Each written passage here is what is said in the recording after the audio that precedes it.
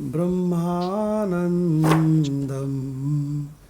परमसुखदं ब्रह्मानन्दं परमसुखदं केवलं ज्ञानमूर्तिं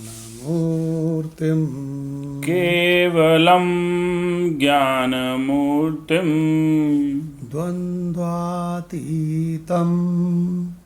गगनसदृशं द्वन्द्वातीतं गगनसदृशं तत्त्वम् असि आदिलक्ष्यम् तत्त्वम् असि आदिलक्ष्यम् एकं नित्यं विमलम् अचलम् एकं नित्यं विमलम् अचलम् सर्वधीः साक्षिभूतम् सर्वधीः साक्षिभूतम् भावातीतं त्रिगुणरहितं भावातीतं त्रिगुणरहितं सद्गुरुं तं नमामि सद्गुरुं तं नमामि। शांति मंत्र का मंत्र नंबर 2। ओम द्योः शांतिः ॐ द्यौः शान्तिः अंतरिक्ष शांतिः अन्तरिक्ष शान्तिः पृथ्वी शांतिः पृथ्वी शान्तिः आपाः शांतिः आपः शान्तिः औषधयः शांतिः औषधयः शान्तिः वनस्पतयः शांतिः वनस्पत्याः शान्तिः विश्वे देवाः शांतिः विश्वे देवाः शान्तिः ब्रह्म शांतिः ब्रह्म शान्तिः सर्व शांतिः सर्व शान्तिः शांतिरेव शांतिः शान्तिरेव शान्तिः सामा शांतिरेधि सामा शान्तिरेधिय ओम शांतिः शांतिः शांतिः ॐ शान्तिः शान्तिः शान्तिः। ओम। गीता तत्वालोक जो कि श्रीमद् भगवद गीता की तात्विक व्याख्या है, ये ग्रंथ हम लोगों का चल रहा है। इसमें अध्याय 12 चल रहा है। अध्याय 12 में भी मंत्र नंबर 14 की व्याख्या 14 चल रहा था। मंत्र नंबर 14 इतना बढ़िया मंत्र है कि इसमें जो मंत्र के 4 पद होते हैं, 4 के चारों गजब हैं। सबसे पहला है संतुष्टः सततं योगी। अगर वास्तव में आप योगी हैं तो हमेशा संतुष्ट हैं। अगर आप हमेशा संतुष्ट नहीं हैं तो फिर अभी आप योगी नहीं हुए। अरे इस संसार में क्या चला जाएगा? तो कहें शरीर मर जाएगा, तो शरीर तो लाख करोड़ जतन करने पर भी मर जाएगा। तो इसके लिए काहे की चिंता करनी है? अरे कहें ये होगा कि नहीं होगा, ये होगा तो क्या हो जाएगा, ये नहीं होगा तो क्या हो जाएगा। संतुष्टः सततं योगी सन्तुष्टः सततं योगी यतात्मा दृढ़निश्चयः। यतात्मा दृढ़ निश्चय। और दूसरी चीज है, योगी दो तरह के होते हैं, कच्चा योगी, एक पक्का योगी। ये जो कच्चा योगी होता है इसको बोलते हैं कर्मयोगी। कर्मयोगी क्या करता है? भगवान ने कहा गीता में, गीता का मुख्य संदेश है कि कर्मयोगी बनने के लिए 1 मिनट का भी समय पूजा के लिए न निकाल पाए, तब भी भगवान कह रहे हैं मैं तुमको वो ट्रिक बताता हूँ, गीता का वो महासूत्र बताता हूँ जिससे तुम आज से योगी हो जाओगे। अब वो सूत्र क्या है? निष्कामता। अगर तुम जो भी काम कर रहे हो उसके फल की ओर बिल्कुल दृष्टि मत रखो, और जो तुम्हारा कर्तव्य कर्म है वो मजे से किए जाओ। देखिए, तो इसको कहते हैं निष्काम कर्म योग। आप हो गए योगी, क्या गजब की बात है। भविष्य को छोड़ो, वर्तमान में जो मेरा कर्तव्य है सो मैं बड़े प्रेम से, बड़े लगन से, बड़े ही मनोयोग से कर रहा हूँ। और फल क्या होगा पता नहीं, मुझको क्या मालूम क्या होगा। वो जिसने दुनिया बनाई है, माया विशिष्ट चेतन ईश्वर, ये तो उसका डिपार्टमेंट है, मुझे क्या मतलब। वो अभी फल देगा कि कभी फल देगा कि अगले जन्म में देगा कि नहीं देगा। पुराना कोई हमने कोई कर्जा ले बैठा है उसको निपटा रहा है, ये पता नहीं, ये वो जाने। देखिए कितना भारी सूत्र। तो ये भी कर्म, ये जो कर्म योगी है ये निष्काम ही तो होता है, कर्म किए जाता है और फल की इच्छा कतई नहीं करता है। ये कच्चा योगी है। और भगवान इसी कच्चे योगी के थ्रू आपको पक्का योगी बनाना चाहते हैं, इस जगत के तत्व को जानकर। इस जगत का तत्व क्या है? इस जगत का परमात्म तत्व ही इस जगत का तत्व है। जो कहते हैं 5 भूतों से जगत बना है माधव जी, है ना, वो तो बच्चे हैं, छोटे छोटे नासमझ शिशु हैं।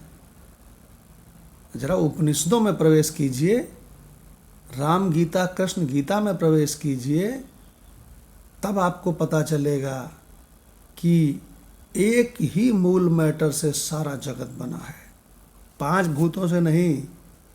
क्यों भाई? 5 से नहीं, 1 से। आपको अनुभव में बताऊं, आपका जो स्वप्न जगत बनता है मदन लाल जी, आप जो अपना सपने का जगत बनाते हो वो आपके सिवा तो दूसरा कोई बनाता नहीं है। तो वो 5 भूत कहीं से इंपोर्ट करके बनाते हो कि केवल एक तुझ चैतन्य से ही सब बन जाता है? बताओ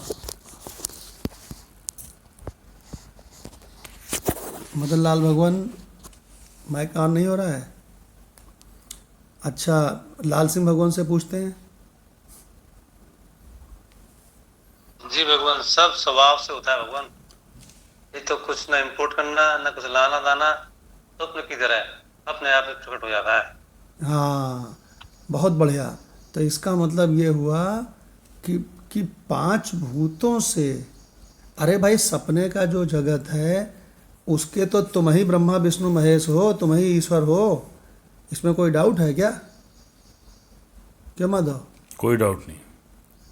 तो वहाँ पर तुम 5 भूत कहीं से ला के जगत बनाते हो कि केवल एक तुझ चैतन्य से वो खट्ट से बन जाता है स्वभाववश, एक मुझ चैतन्य से। देखिए, तो इसका मतलब जो ये जानता है कि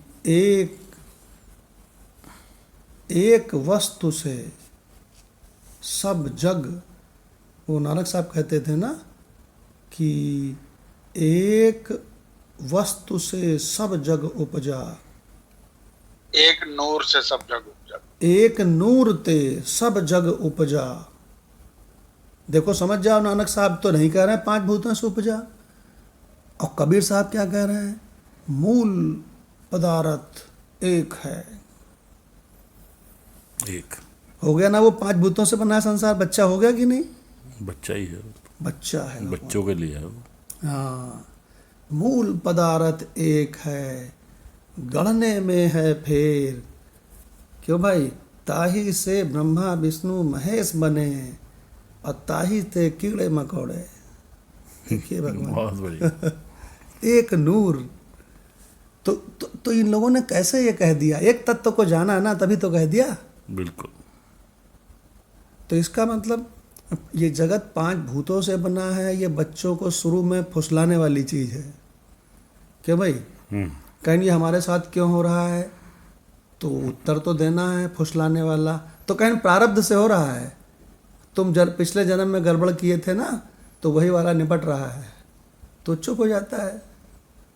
अब वो तो बाद में पता चलता है कि ब्रह्म सत्यम जगन मिथ्या, बाद में पता चलता है तो कहता अरे बाप रे, प्रारब्ध नाम की कोनो चीज ही नहीं है। प्रारब्ध तो छोड़ो, न प्रारब्ध नाम की कोई चीज है, न 5 भूतों के नाम की कोई चीज है, न कहीं जगत कहीं कोई जगत है। और जब जगत ही नहीं है तो उसका स्वामी ईश्वर भी कहाँ से होगा फिर?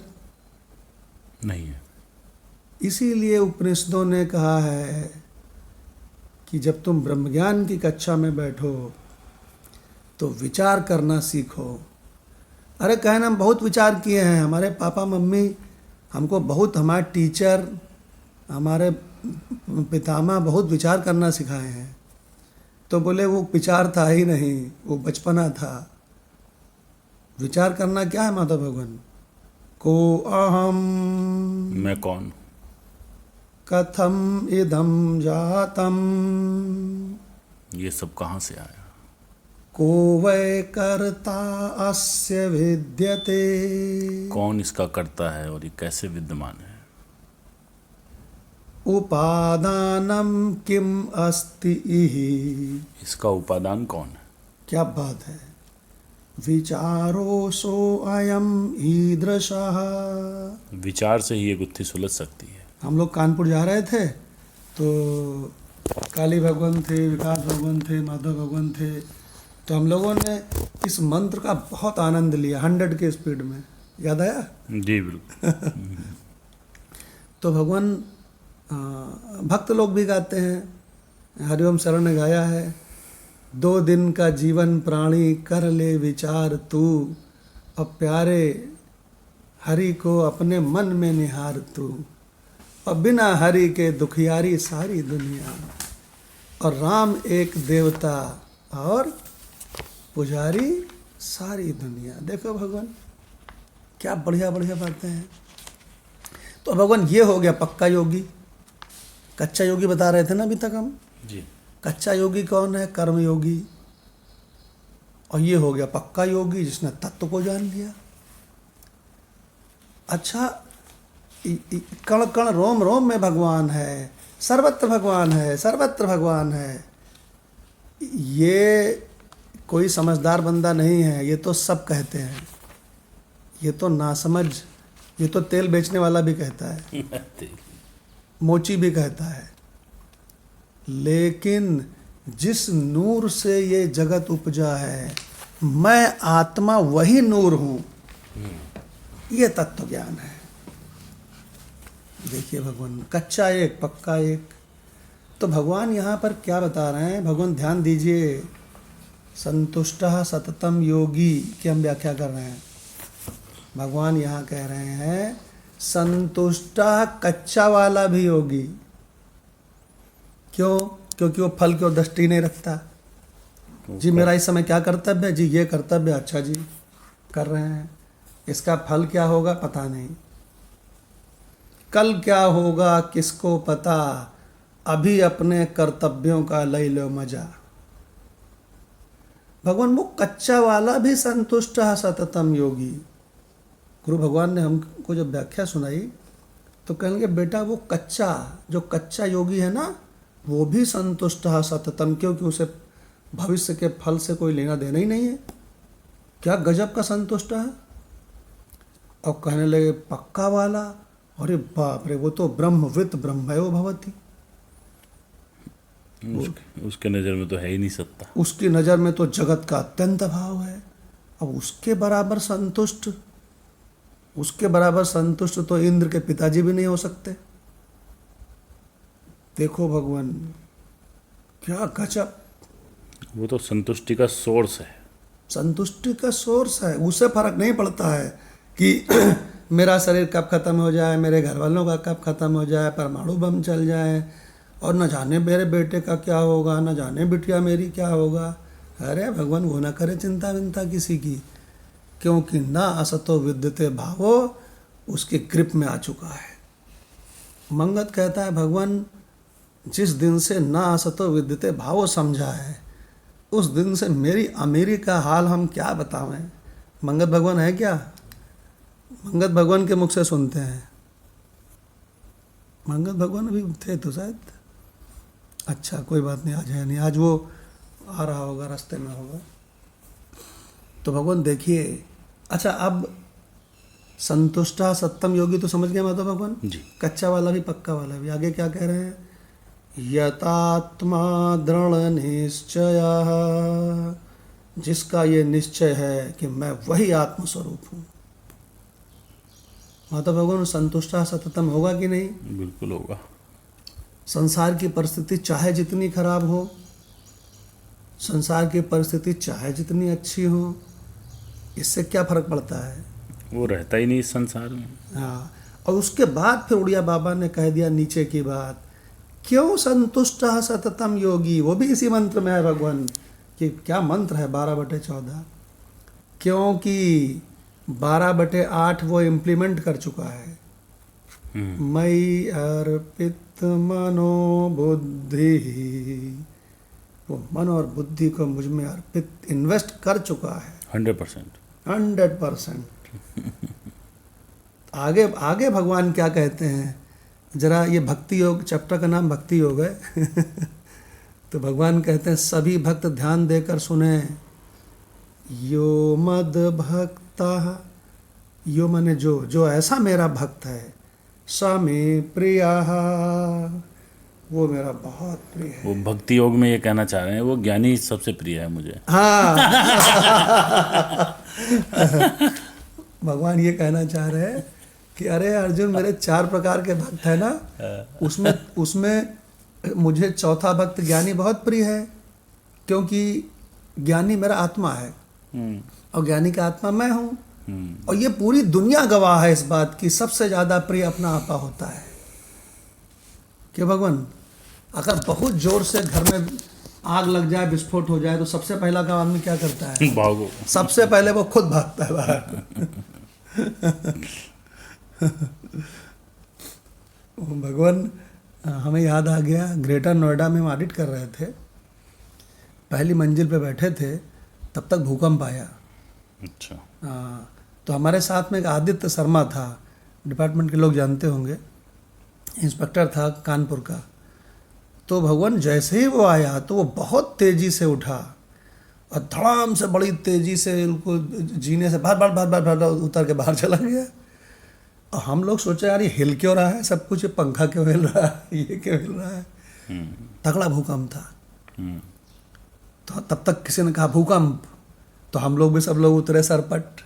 जब बाहर गए तो हमने कहा वाह शर्मा वाह, हैं आत्मानस्तु कामाय सर्वम प्रियम भवतु। उसको ये भी नहीं लगा कि बता दूं साहब को। नहीं, एक कि भी भूकंप आया, मैं जा रहा हूँ, आप भी चलो। भूकंप शब्द भी नहीं बोला ससुरा। अच्छा ये भी नहीं देखा कि हमारे एजेड सुपरिटेंडेंट हैं। हम तो नए सुपरिटेंडेंट बने थे 3 साल के। वो हमारे क्या नाम था, रावत जी लंबे चौड़े भी थे और वो बहुत पुराने सुपरिटेंडेंट थे, 17 साल के। उनका भी ख्याल नहीं किया, आत्मानस्तु कामाय, भाग गया भगवान नीचे। भगवान कितना बढ़िया मंत्र है, चारों पद गजब के। तो इसका ये हो गया था क्या?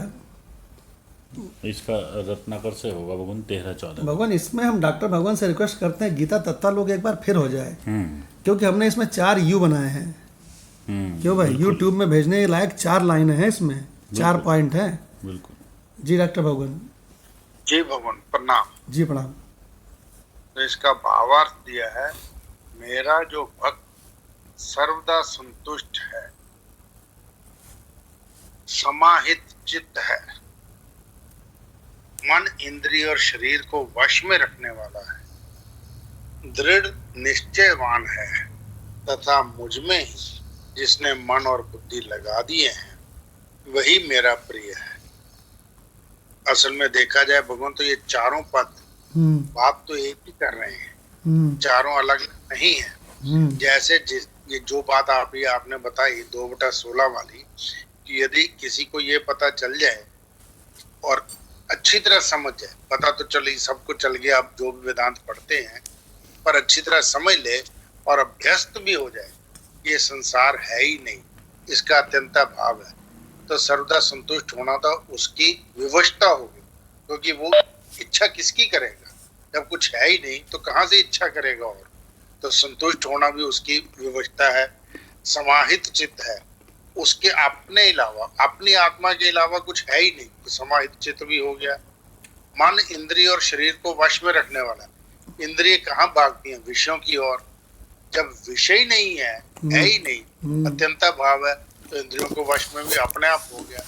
तो एक चीज से ये दृढ़ निश्चयवान है। निश्चयवान क्या है कि मैं आत्मा ही हूँ, ये निश्चय हो गया, इसके अलावा कुछ है ही नहीं।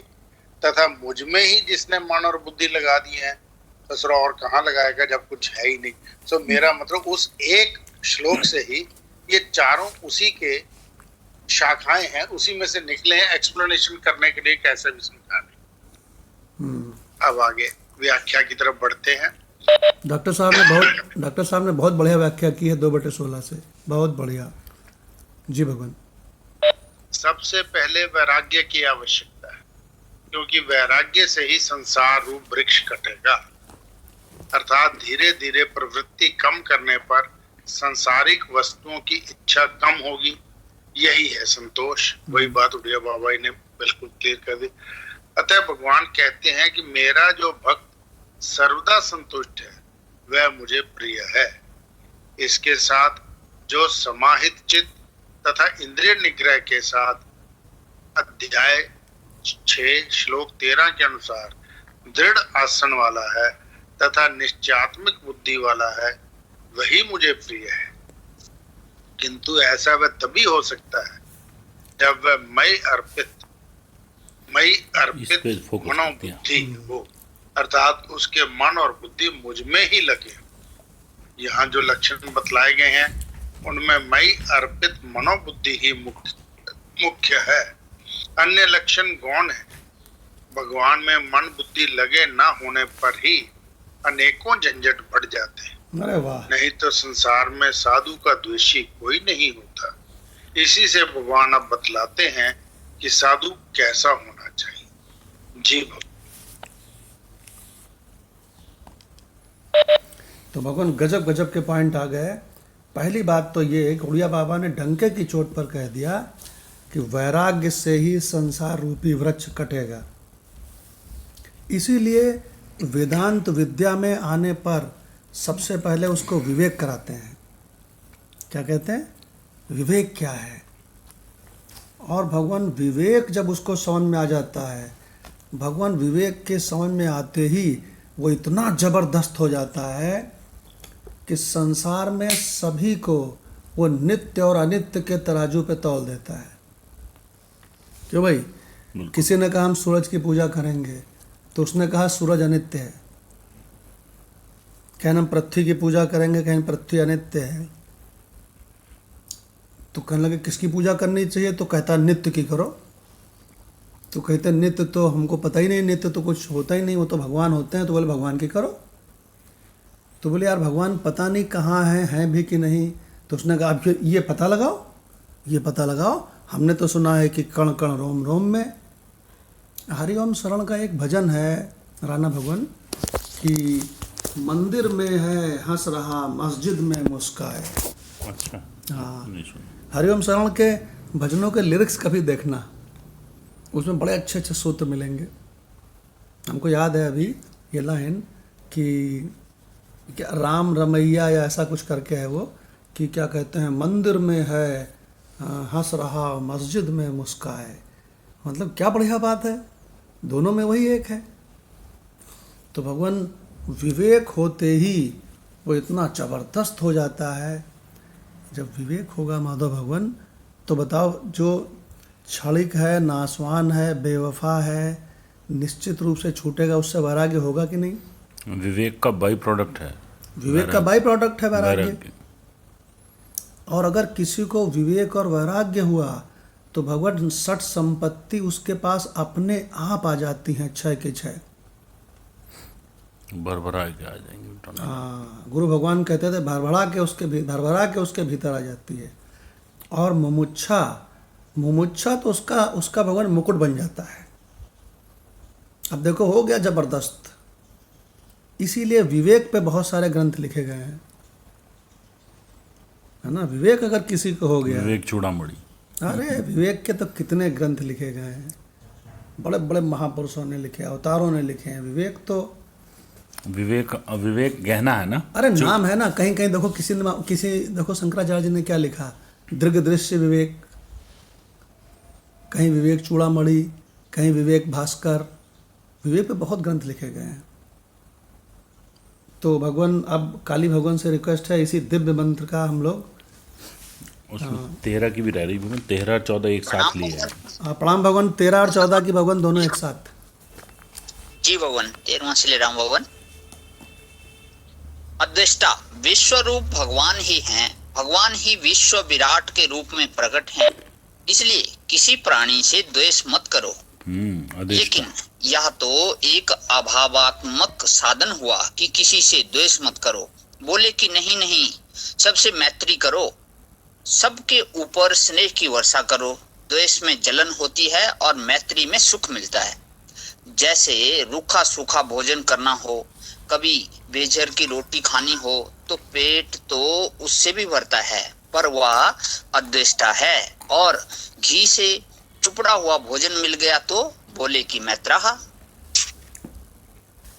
त्रिमिदा स्नेह ने जिससे व्यवहार करो, स्नेह से तर करके, यह दोनों ओर चलता है। सर्वभूता नाम अद्वेष्टा, सर्वभूता नाम मैत्रहा। सर्वभूता नाम की संगति लगा दी भगवान यहाँ पे स्वामी जी ने।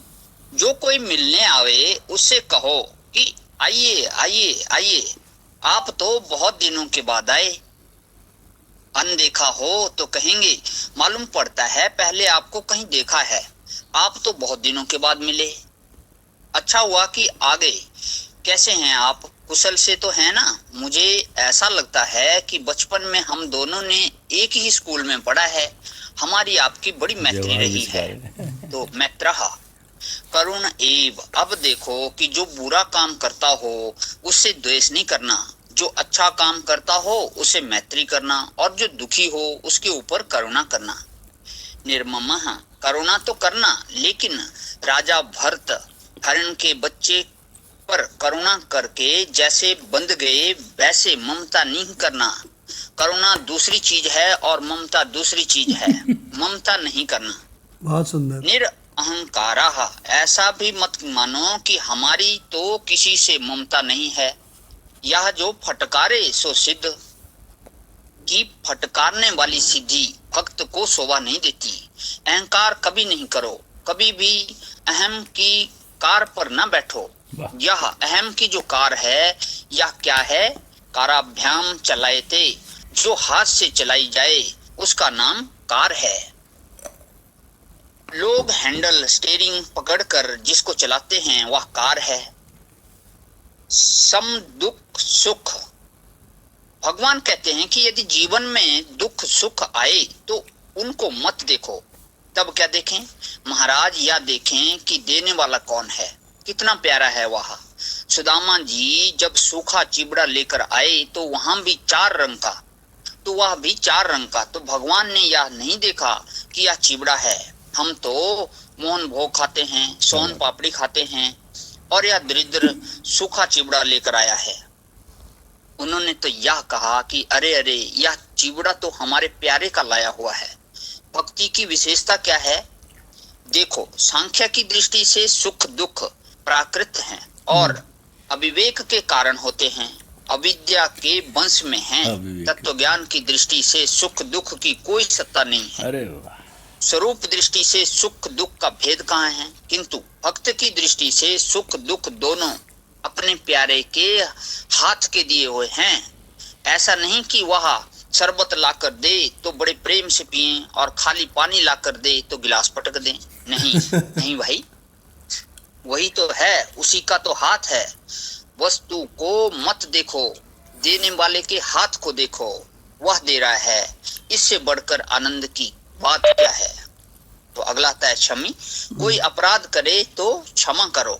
देखो भगवान, 14वां देखो भगवान, ये 14वां वाला हम लोग राणा भगवान से सुनेंगे।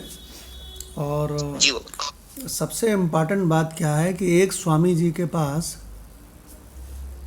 स्वामी अखंडानंद जी के पास आई तो है ना, एक सेठ जी बहुत बढ़िया सा बुके बना करके लाए और उनको बुके दिया। क्यों भाई?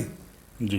तो स्वामी जी ने जैसे ही बुके दिया, बुके की ओर देखा भी नहीं, सुनो, और उसको ऐसे साइड में, बिल्कुल इधर साइड में फेंक दिया और उनसे बात करने लगे। तो वो हाथ जोड़कर बोले, स्वामी जी, मैंने अपने बगीचे से एक एक फूल चुन करके और 2 दिन की मेहनत से इस बुके को बनाया, आपने इसको बिल्कुल भी नहीं देखा।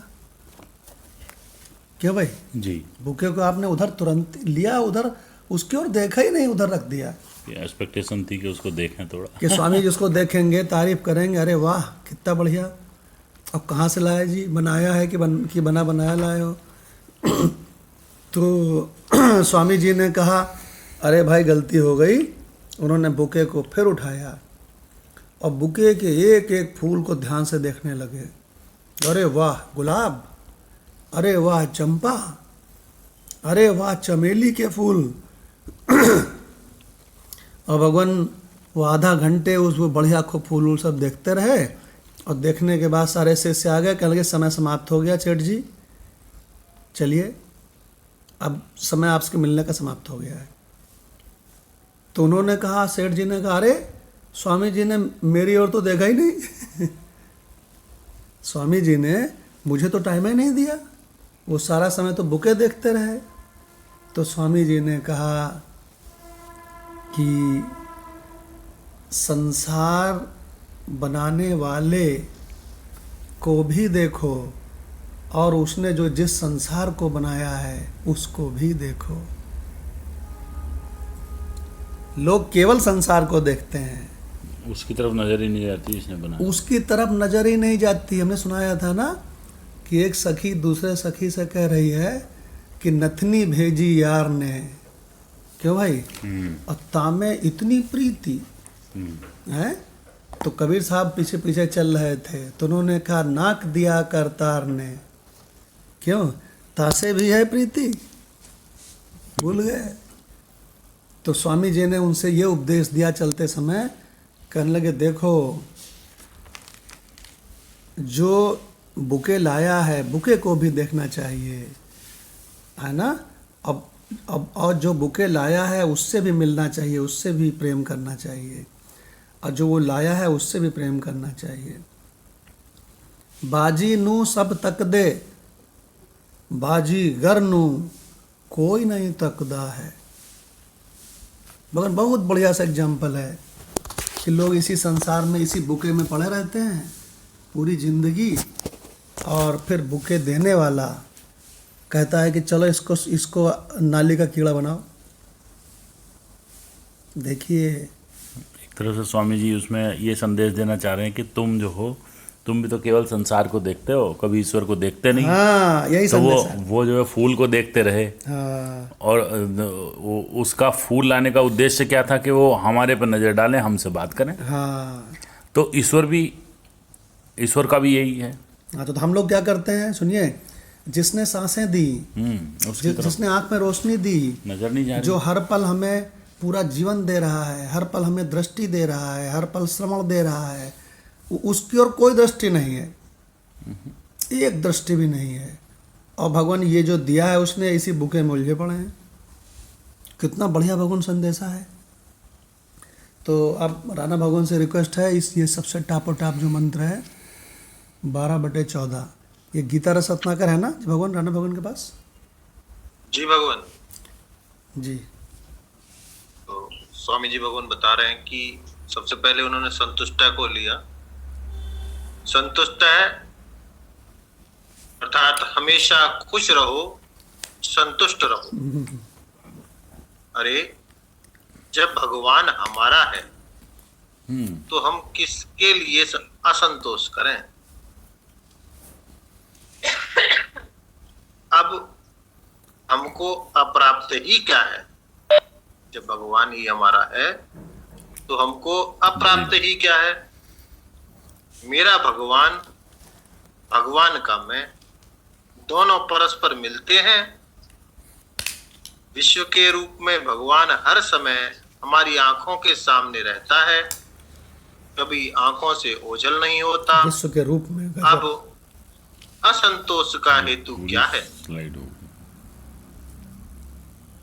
सततम योगी, ऐसी स्थिति वाला व्यक्ति निरंतर योगी रहेगा। हमसे हमेशा संतुष्ट वही रहेगा जो हमेशा भगवान से मिला रहेगा। वाह। संतुष्ट हमेशा वही रहेगा जो हमेशा भगवान से मिला रहेगा। और हमेशा भगवान से मिला कौन रहेगा? यत आत्मा, जो प्रयत्न करता रहेगा। और क्या प्रयत्न बढ़िया कौन सीरीज करता बना है। रहेगा? दृढ़ निश्चय, जो दृढ़ निश्चयी होगा। गजब कर दिया। बात फिर वहीं की वहीं पहुंच गई। कहाँ कि मई अर्पित मनोबुद्धि, 12/8। यह मन और बुद्धि, यह प्यार और विचार। मन और बुद्धि, प्यार और विचार। मन माने प्यार और बुद्धि माने विचार। अरे वाह। इन दोनों को भगवान के अर्पित कर दो, उसी से प्रेम करो और उसी का विचार करो। यो मद भक्ता स मैं प्रिय। गजब।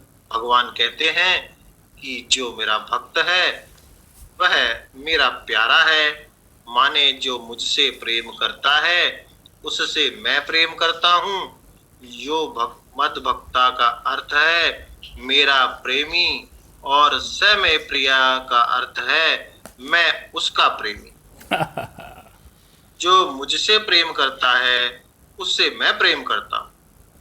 मैं कृतज्ञ भगवान नहीं हूं कि कोई मुझसे प्रेम करे और मैं प्रेम से उसकी ओर देखूं नहीं। मैं कृतज्ञ भगवान हूं। अगर कोई मुझे एक दे तो मैं उसे अपने आप को ही दे देता हूं। गजब। आप जानते हैं कि तुलसी दल मात्रेण जलस्य चुलुकेन च विगृणीते स्व आत्मानं भक्तयो भक्तवत्सला। नेक्स्ट पेज हो गया भाई।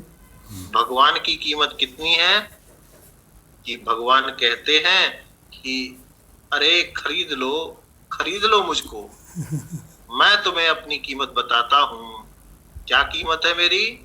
महाराज आप बड़े हैं, आपकी कीमत भी बड़ी होगी कि नहीं?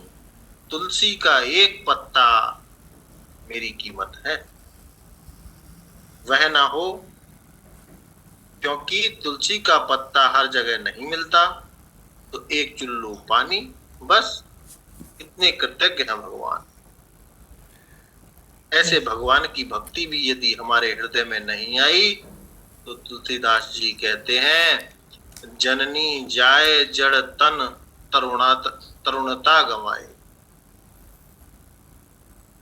ऐसे दयालु प्रभु के प्रति यदि हमारे हृदय में भक्ति नहीं आई, प्रतीति नहीं आई, तो हमारे माने हमको पैदा करके हमें जिलाकर दूध पिलाकर अपने को व्यर्थ ही बुढ़िया बना दिया। तो गजब कर दिया भैया। गजब कर दिया। जी भगवान। बहुत बढ़िया। भगवान कितनी सुंदर व्याख्या की है संतुष्टः सततम योगी। 12वें अध्याय का ये मंत्र हमको बहुत प्रिय है, संतुष्टः सततम योगी। और हमने आपको बताया कि एक कच्चा योगी, एक पक्का योगी। कच्चा योगी, कर्मयोगी, वो भी हमेशा संतुष्ट रहता है क्योंकि उसको फल से कोई मतलब नहीं है, उसको भविष्य से कोई मतलब नहीं है। देखिए भगवान क्या गजब का है। और जो ज्ञान योगी है वो तो ब्रह्मविद है, तो ब्रह्मविद तो ब्रह्म एव भवति, उसके जैसा संतुष्ट तो कोई कल्पना ही नहीं कर सकते। तो भगवान लेकिन इस वाले संतुष्टः सततम योगी, ये हमें तब और अच्छा लगता है जब इसमें यत आत्मा दृढ़ निश्चय जोड़ देते हैं। जिसको ये दृढ़ निश्चय हो जाए कि अरे मैं तो वही आत्मा हूँ, तो फिर पक्का वाला संतुष्टः सततम योगी। क्यों भाई? बिल्कुल। हाँ, तो जिसे कहते नहीं है कि आत्म साक्षात्कार वाला पक्का योगी, सांख्य योगी। भगवान लोग ध्यान नहीं देते हैं। एक देखो, एक भजन है, एक भजन वो बड़ा फेमस है और उन्होंने गाया है, जगजीत सिंह ने। वो भजन क्या है भगवान, आपने सबने सुना होगा।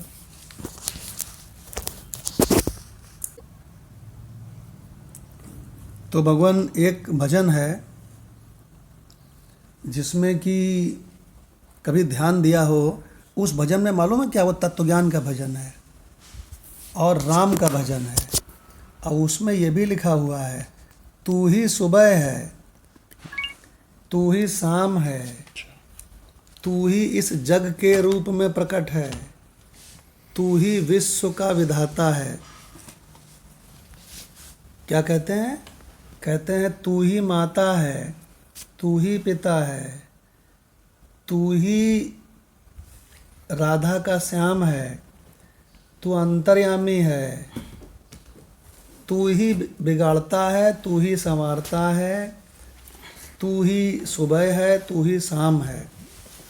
हम उसकी लाइन आपको सुनाते हैं, कभी ध्यान दे के देखना, प्योर वेदांत है।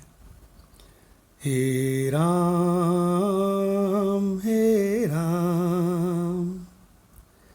जग में साचो तेरो नाम, हे राम तू ही माता, तू ही पिता है। ये मेरे पिता और माता के रूप में कौन है? वही है। देखो भगवान क्या बढ़िया वेदांत है। तू ही माता, तू ही पिता है, तू ही तो है राधा का श्याम। जैसे तू श्याम के रूप में है, वैसे ही मेरे माता पिता के रूप में भी यहाँ पर है। क्या बात। हे राम अब आगे क्या बता रहे हैं? तू सबके दिलों में भीतर स्थित जो चिदाभास है, वो अंतर्यामी, सबका साक्षी, हर समय जागृत स्वप्न सुसुप्ति का भी तू अंतर्यामी, सबका स्वामी। क्या लाइन है भगवान, देखो, तू अंतर्यामी, सबका स्वामी, तेरे चरणों में चारों धाम। हे राम पहले भी हमने कई बार बताया है कि जो भगवान को एक आकार समझते हैं, उनको वो भगवान के चरण से उनका कल्याण होता है। लेकिन जो भगवान को परम पद समझते हैं, आत्म स्वरूप के रूप में भगवान जो सचमुच में ओरिजिनल हैं, हमेशा हैं, वो समझ जाते हैं। वो राम पद का अर्थ क्या लेते हैं? आत्म पद। समझ गए ना? बहुत बड़ा अंतर हो गया। अब उनका चूंकि शरीर है तो वो शरीर के वो चरण पकड़ते हैं, और उसका चूंकि आत्मस्वरूप है तो वो आत्म पद पकड़ता है। पद का अर्थ दोनों है। तो क्या कह रहे हैं? हे राम जब तेरे सिवा कहीं कुछ है ही नहीं तो तेरा ही संकल्प है। तू ही बिगाड़े तू ही संवारे इस जग के सारे काम, हे राम हे राम। कहते हैं ये जगत, ये संपूर्ण जगत किसकी उत्पत्ति है, किसका ये खेला है, किसका जादू है? तो देखो भगवान, तू ही जगदाता विश्व विधाता, तू ही जग है और तू ही इसका विधाता ईश्वर है। भगवान पकड़ो वेदांत, तू ही जगदाता विश्व विधाता, तू ही सुबह है तू ही शाम, हे राम हे राम। और अगर वेदांती है तो समझ जाएगा कि और किसी का वर्णन नहीं है, मेरा अपना ही वर्णन है, मुझ आत्म स्वरूप का ही वर्णन है। देखो भगवान आप बहुत ध्यान से आशय समझेंगे तो आपको जगह जगह वेदांत दिखाई पड़ेगा। तो अब भगवान हमारा 14वां मंत्र 12/14 ज्ञानेश्वरी गीता से बचा है, तो मदन लाल भगवान के मुख से सुनते हैं। आज भगवान ज्ञानेश्वरी गीता है क्या मदन लाल भगवान? मदन लाल भगवान का माइक नहीं ऑन हो रहा है। हाँ, ऑन हो गया जी प्रणाम भगवान। प्रणाम भगवान। सत्संग चला के कहीं चले जाते हो क्या? नहीं भगवान, यही को एक्स्ट्रा आवाज नहीं, एक्चुअली ना कि पंखा चलता है ना तो आवाज नहीं आ पाता है। तो पंखा को एकदम धीमा कर दिया करो। से लगाता हूँ, अभी मैं पंखा बंद कर देता हूँ 5 मिनट के लिए। हाँ पंखा बंद, पंखा बंद कर दो, कोई दिक्कत नहीं। 13वां पढ़ू ना इनका तो। हेलो हाँ 5, ये 12वें अध्याय का मंत्र नंबर 14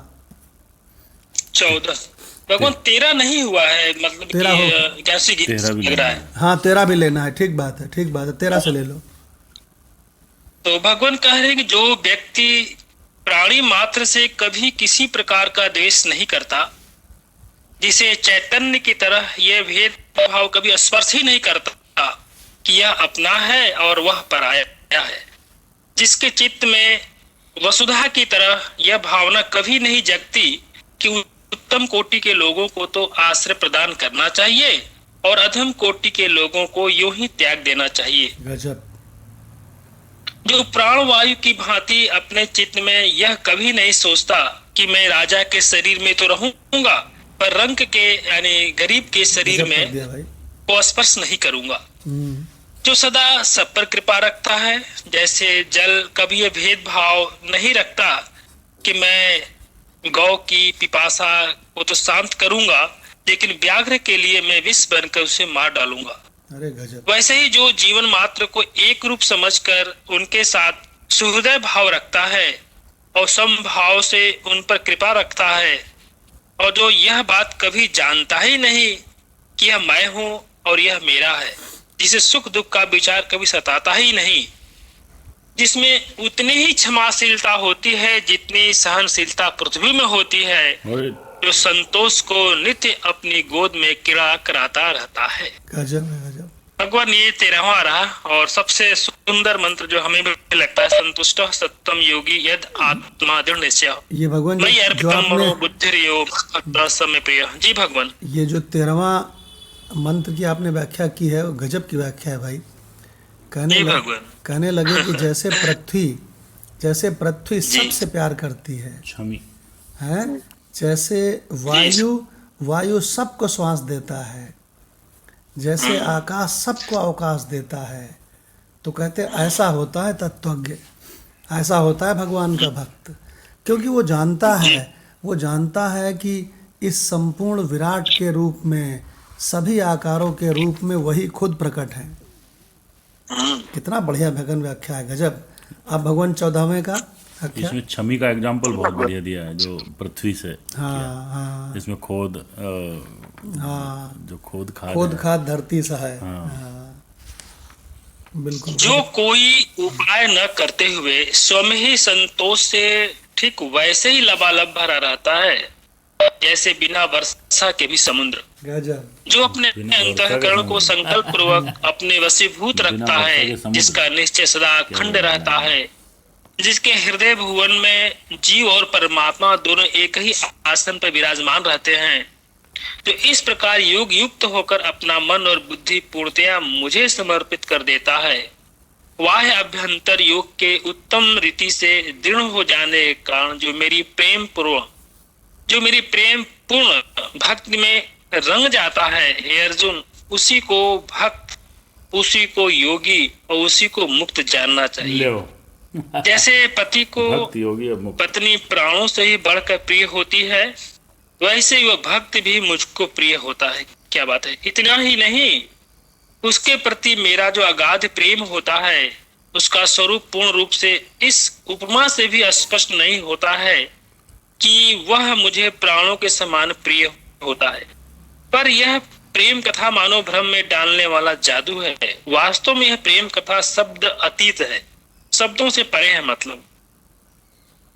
पर यह थोड़ा सा वर्ण सिर्फ श्रद्धा के बल से किया गया है। यही कारण है कि यह पति पत्नी के प्रेम की उपमा मुंह से निकल गई है। पर इस अगाध प्रेम का यथार्थ वर्णन करना किसी प्रकार संभव नहीं है। परंतु हे किरीटी, ऐसी बातें बहुत हो चुकी, क्योंकि जब प्रिय भक्त की चर्चा चल पड़ी है, तब भक्त के प्रति मेरे मन का प्रेम द्विगुण हो गया है। तो इस पर यदि श्रोता भी वैसा ही मिल जाए, तो फिर ऐसा तराजू कहाँ मिलेगा जिस पर इस विषय की मधुरता का वजन किया जा सके। इसलिए हे पांडुसुत, मैं तुमसे यह कहता हूं कि वह प्रिय भक्त और प्रेम पूर्ण श्रोता तुम ही हो। इस पर प्रिय भक्ति की चर्चा भी चल पड़ी, इसलिए चर्चा करते करते मैं स्वयं ही इस चर्चा के आनंद में खो गया।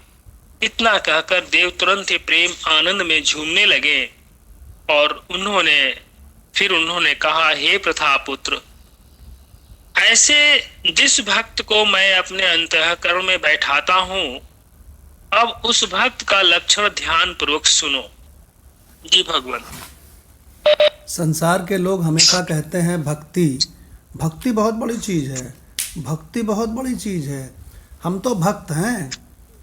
भगवान 12/15 में भगवान ये बताने जा रहे हैं कि भक्त कैसा होना चाहिए। कितना बड़ा सौभाग्य है। स्वयं 16 कलाओं का पूर्ण पर ब्रह्म, ज्ञान रूपी अमृत की बरसात करने वाले भगवान स्वयं बता रहे हैं कि जो भक्त है, जो स्वरूप को जानने वाला ज्ञानी है, जो साधु है, वो कैसा होना चाहिए, कैसा होना चाहिए ये भक्त। देखिए भगवान, तो मंत्र नंबर 12/15। इसके पहले एक बात याद आ रही, बता दें आप लोगों को। एक बार हम गुरु भगवान के साथ सत्संग सुनने गए बिठूर में। तो बिठूर में तो आपको पता है एक ब्रह्मनिष्ठ महात्मा रहते थे गंगा के किनारे। तो जब उनका सत्संग सुना, तो सत्संग सुनने के बाद उन्होंने बताया कि समान सत्ता ही साधक होती है और समान सत्ता ही बाधक होती है। तो भगवान हमको समझ नहीं आया ये लाइन। तो हमने रास्ते में जब वापस लौटे, तो हम कार चला रहे थे, गुरु भगवान बैठे थे। तो हमने उनसे कहा कि गुरु भगवान, मुझे समझ में नहीं आया समान सत्ता ही साधक कैसे होती है। तो गुरु भगवान ने बहुत बढ़िया हमको बताया, वो आपको बताते हैं। उन्होंने कहा कि अगर सपने के जगत में कोई भूखा है, तो उसको कहाँ का खाना दोगे? सपने का। उसको जागने वाले जगत का जो तुम्हारा यहाँ खाना रखा है, पूरी सब्जी बनी हुई, ये क्या दे सकते हो? नहीं। तो हमने कहा नहीं, वो तो उसको पहुँचेगी ही नहीं। तो बोले इसका मतलब अगर सपने में कोई भूखा है, तो सपने का ही खाना उसको चाहिए। बिल्कुल। तो देखो समान सत्ता ही देखो साधक बन गई। अरे हमने कहा अच्छा, इसका मतलब प्रातिभासिक सत्ता में अगर प्यास लगी हो तो वहीं का जल चाहिए। समझना भगवान बहुत ध्यान से। और अगर अगर स्वप्न जगत में ही कोई कह दे मुझे तो बंधन है, मुझे तो मुक्ति चाहिए, तो मैं कितने जप करूं, कितना तप करूं, कितना दान करूं, तो अगर कोई उसको वही बता दे कि तुमको किस बात का बंधन है, तो बोले इस जगत का, तो कह दे ये जगत तो है ही नहीं, तो बोले ये जगत है ही नहीं, तो कहने लगे केवल तुम जग जाओ, केवल तुम जग जाओ, फिर तुम देखोगे कि तुमको बंधन है ही नहीं। तो उन्होंने हमसे कहा, समझ में आ गया कि समान सत्ता ही साधक है, और वही सपने का जगत देखो उसके लिए बंधन रूपी बाधक बन रहा है। समान सत्ता ही साधक है, समान सत्ता ही बाधक है। तो भगवान, फिर गुरु भगवान ने हमको बहुत बढ़िया समझाया। वहाँ से बिठूर से हमारे घर आने में लगभग पौन घंटे लग जाते हैं। तो गुरु भगवान ने बहुत बढ़िया बताया हमको रास्ते में। कहने लगे देखो ये पूरा संसार मिथ्या है, इसका कोई वजूद नहीं है, लेकिन यहाँ पर जो दुनिया भर के कष्ट होते हैं उसको गर्भ दुख, जन्म दुख, आधि दुख, व्याधि दुख, ये दुनिया भर के दुख होते हैं कि नहीं, क्षरण दुख, मरण दुख सब होते हैं कि नहीं। तो गुरु भगवान ने कहा देखो इस संसार में जितने भी दुख हैं, जितने भी बंधन है, यहाँ जो भी मृत्यु है, तो इसी संसार का ही कोई शास्त्र, वेद, गुरु या सतगुरु चाहिए।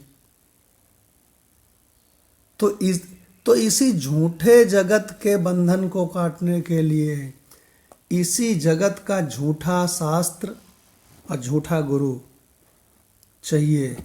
तो देखो समान सत्ता उसके लिए जो अभी तक बाधक थी, बंधन महसूस कर रहा था, वो मुक्ति महसूस करने लगेगा, समान सत्ता साधक हो जाएगी। और ये भगवान ऐसा बढ़िया क्लियर हुआ कि मज़ा आ गया। समान सत्ता ही साधक होती है, समान सत्ता ही बाधक होती है। क्योंकि दरअसल आप तो आत्मसत्ता हो आप तो आत्मसत्ता हो। 3 सत्ताएं वेदों ने बताई है। एक प्रातिभासिक सत्ता, एक व्यवहारिक सत्ता, एक पारमार्थिक सत्ता। तो माधव भगवान से सुनते हैं तीनों सत्ताएं क्या है। व्यवहारिक सत्ता क्या है भगवान? व्यवहार काल में जो इस जगत में सब चल रहा है, ये जो जागने ये वाला सब संसार, व्यवहारिक सत्ता है, जागृत कह सकते हैं इसको। हाँ। और एक प्रतिभासिक है जो हमारे आभास में हम ही सपने में अपनी एक दुनिया बना देते हैं सपने में, तो एक वो है। हाँ। और एक परमार्थिक सत्ता तो यही है जहाँ पे प्रमेय लगा दीजिए। परमार्थिक सत्ता का मतलब मैं, हमारी प्रमेय लगा दीजिए। हाँ। न सतो विद्यते भावो, न अभावो विद्यते सत। मेरा कहीं अभाव नहीं है। और इसमें एक बड़ी मज़ेदार बात सुन लो, और कहीं कहीं पर आएगा केवल 2 सत्ताएं होती हैं, एक पारमार्थिक, दूसरी प्रातिभासिक। उसमें भगवान पहली वाली और दूसरी वाली दोनों एक में कंबाइन कर दीजिए। हाँ। क्योंकि दोनों ही तो आभास हैं, एक ईश्वर का आभास है और एक जीव का आभास है। हाँ, तो इसका मतलब ये हुआ कि जब कभी भी ये मिल जाए वेदों में कि एक तो व्यवहारिक सत्ता है, तो समझ जाना कि ये तो आत्मस्वरूप है, वे तो हमेशा ज्यों का त्यों रहने वाली चीज़ है ना, असली में। और जो प्रातिभासिक कह रहे हैं, प्रातिभासिक में दोनों आ गए, क्योंकि स्वप्न जगत वाला भी प्रतिभासिक है और जागृत संसार वाला भी तो प्रतिभासिक है। तो उस समय 2 की बात की जा रही है भगवान। तो प्रणाम भगवान जी, प्रणाम भगवान। भगवान, जो मेरा श्री विचार सागर दर्पण चल रहा है उसमें यही प्रसंग चल रहा है। अरे तो वाह। जो कल शाम वाला उसमें भी आया था, और जो आज सत्संग आएगा उसमें परमार्थिक सत्ता और व्यवहारिक सत्ता दोनों आएंगे भगवान। हाँ, अरे भगवान, वो जो आप वाला ग्रंथ चल रहा है ना, वाक्य वो भगवान गजब है। और आपको बता दें वो इंडिया में कहीं अवेलेबल नहीं है। जी भगवान। ना उस महात्मा का शरीर रहा, ना वो आश्रम रहा। वो तो सदगुरु की कृपा से हमको वो ग्रंथ मिल गया था, तो हमने उसकी फ़ोटोकॉपी करा ली। गुरु भगवान ने जब भी जो ग्रंथ बताया, जो महात्मा बताया, भगवान हमने उस ग्रंथ उस महात्मा को लूट लिया। राम नाम की लूट है। लूटी जाए सो लूट। हाँ, हमने भगवान लूट लिया। और कानपुर में जो गुरु भगवान के जितने शिष्य थे वो भगवान सब के सब वंचित रह गए। हमसे कहते हैं, उस दिन फ़ोन आया था, कहीं मांडूक के उपनिषद का आगम प्रकरण कहाँ मिलेगा? तो हम कहा वृंदावन में। हमने कहा और सुनाओ क्या हालचाल है। गुरु भगवान के साथ रह के भगवान तब से कितने सारे सूट सिला लिए हैं, बुढ़ापे में बूढ़े शरीर के लिए नए नए सूट सिला लिए हैं। और भगवान जितने में एक सूट सिलाया है उतने में वेदांत की पूरी शुद्ध लाइब्रेरी तैयार हो जाएगी। अब तो मेरे पास सोर्स आ रहे हैं उनके दूसरी जगहों से कि हमको उनके ग्रंथ सब इकट्ठे करने हैं। तो हम कहा तुम अभी तक क्या कर रहे थे, भाड़ झोंक रहे थे का? गुरु ने बताया बढ़िया है तो लूट लो उसको। देखिए भगवान, तो भगवान आज तो डेंसो की छुट्टी है जी। आज डेंसो की छुट्टी है, इसलिए थोड़ा और हो जाए 5 मिनट है जी।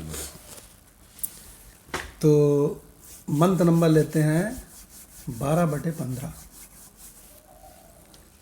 भगवान 12/15 मंत्र है क्या ये भी समझ लो। भगवान बता रहे हैं कि भक्त को कैसा होना चाहिए।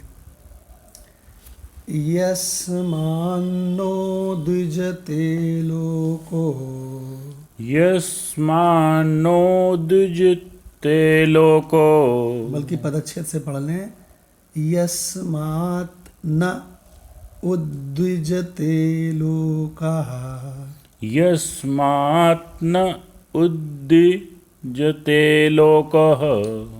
इसका मतलब जिससे, यस्मात् माने जिससे, लोका मतलब कोई भी जीव संसार का, न उद्विजते उद्वेग को प्राप्त न होए। क्या भाई? बिल्कुल। वो किसी को कष्ट नहीं पहुंचाता है। और आगे देखो क्या बढ़िया बात है, लोकात् न उद्विजते चयः, लोकात् न उद्विजते चय। और जो स्वयं भी किसी जीव से उद्वेग को यानी दुख को नहीं प्राप्त होता है, न दुख किसी को देता और न दुख किसी से लेता। देखो भक्त के लक्षण, हर्ष आमर्ष भयोद्वेगै है, हर्ष आमर्ष भयोद्वेग। अमर्ष जानते हो कि नहीं? हर्ष अमर्ष, भय और उद्वेग। दूसरे को अच्छे देख के परेशान होना, दूसरे ताप आ जाना, दूसरे की उन्नति देखा तो जलने लगे। इसको बोलते हैं अमर्ष। कितना खराब है संसार में अमर्षित हो रहा है खूब। हाँ। तो भगवान कहन बगल वालों के यहाँ बहुत बड़ी कार आ गई है, तो भगवान अमर्ष हो गया है? बगल वाले को छोड़ो, भाई भाई में भी हो जाता है कई बार। हाँ, अरे भगवान ऐसे ही है। ऐसा ही है जगत।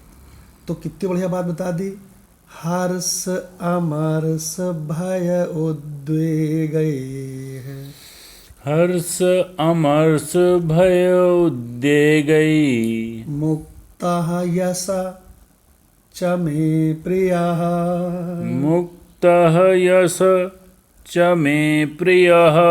अगर बहुत ध्यान से देखें तो इन मंत्रों में आपको आखिरी में एक शब्द मिलेगा, स मे प्रियः। जी। देखो, मे प्रियः, मे प्रियः, मे प्रियः। देखो भगवान सीरीज को पकड़ो, 14वें मंत्र में है स मे प्रियः, 15वें मंत्र में है स च मे प्रियः, 16वें में है स मे प्रियः, 17वें में है स मे प्रियः। इतने सारे मंत्र हैं भगवान का प्रिय बनना है तो ऐसा अंतःकरण बस बनाओ। हाँ, ये सारी चीज़ें लिख लो एक पन्ने में, अपने घर में लगा लो कि अगर भगवान का प्रिय बनना है तो भगवान कहते हैं ये सारी चीज़ें होनी चाहिए।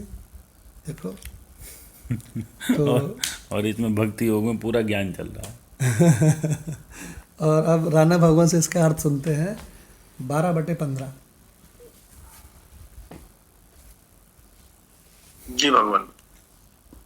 तो संगति देवी है भगवान की हर्ष आदि विकारों से रहित और सबको अभय देने वाले प्रिय भक्त के लक्षण भगवान बता रहे हैं भगवान कि जिससे कोई भी जीव उद्वेग को प्राप्त नहीं होता और जो स्वयं भी किसी जीव से उद्वेग को प्राप्त नहीं होता तथा जो हर्ष अमर्ष भय और उद्वेग आदि से रहित है वह भक्त मुझको प्रिय है।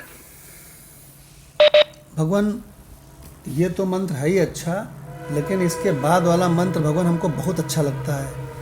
इतना अच्छा लगता है, इतना अच्छा लगता है कि जैसे 12/14 ऐसे ही 12/16, क्योंकि भगवान ने इसमें कमाल कर दिया है। 12/16 में अनपेक्षा शुचि दक्षा उदासीना गतव्यथा सर्वारंभ परित्यागी यो मत भक्त स्वमे प्रिय। इसकी भगवान गुरु भगवान ने ऐसी बढ़िया व्याख्या की थी कि मज़ा आ गई। और इतना बढ़िया मंत्र है कि भगवान हम क्या बताएं आपको। तो भगवान समय चूँकि काफ़ी हो गया है तो यहीं पर समाप्त करते हैं। 12/15 को लेंगे अगले सत्संग में। तो भगवान 2 मिनट के लिए हम लोग अपने आत्मस्वरूप में बैठेंगे, जो कि अनंत होने के साथ साथ अधिष्ठान भी है और अद्वय भी है। अद्वय माने जिसके सिवा कोई दूसरा न हुआ है न कभी होगा। 2 मिनट के लिए बैठेंगे अपने अनंत स्वरूप में।